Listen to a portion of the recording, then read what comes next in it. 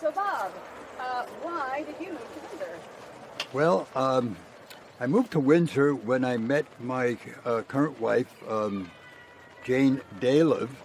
And Jane's family has an interesting history, too, about Windsor. Her family owned Granite Monument Company over on Pequannock Avenue that is now Degata Granite and Bronze. And they had that as the family business for probably 50 years. Her husband's parents had that business. And I actually met her through where she was working in East Hartford at a roofing company. And I had a business in Manchester.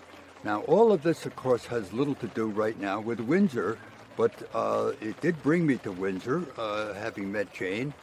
And one of the issues that I had with Windsor at the time is that I actually worked in Essex.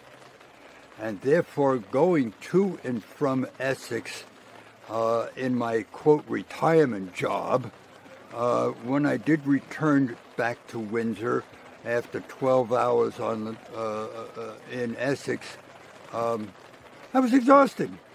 And but I knew, and about 8 or 9 years ago, I was going to retire. And I saw this old building here in Windsor, and went over to it and spoke with Christine Emmerich. Did you folks remember her? Actually, she was the executive director of the Windsor Historical Society, and they needed a board member, and I kind of volunteered, having a strong interest in history in both my job and over the years. So I became a member of the Windsor Historical Society board, and I ran into a couple, Betsy and Gordon Kennison, a very open and warm and loving group, a couple, and they in turn put me in touch with this old church across the street. The first church in Windsor, and I went over and was cleaning out the attic and brought a bunch of books to their annual book sale, and from there and seeing things all about Windsor, I said, this is really a fun place. Now I have some time. I'm going to really get up and enjoy Windsor, and have had a marvelous time. In fact, here at Brown's is one of those cool places. And the more I study, and the more there is to learn.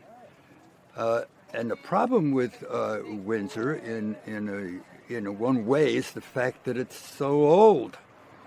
If it was a young city, you didn't have that much history. But this place is really old, and every time you turn around, there's a new story or a new place to learn about.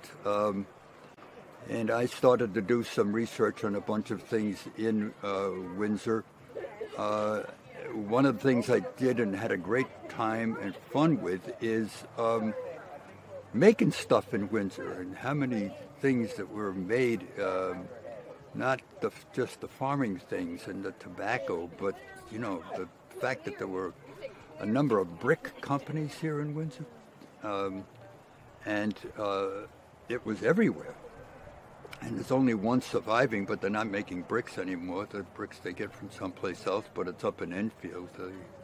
And they were over on Mack Street. Each time I look into something, let's eat. I mean, the historic eating places in Windsor are just incredible. And now, of course, in Brown's, I just had a sample of their apple cider donut. Why did I start thinking about eating? But Probably because you're looking at the Brown's donuts. yeah, that's all right. All right.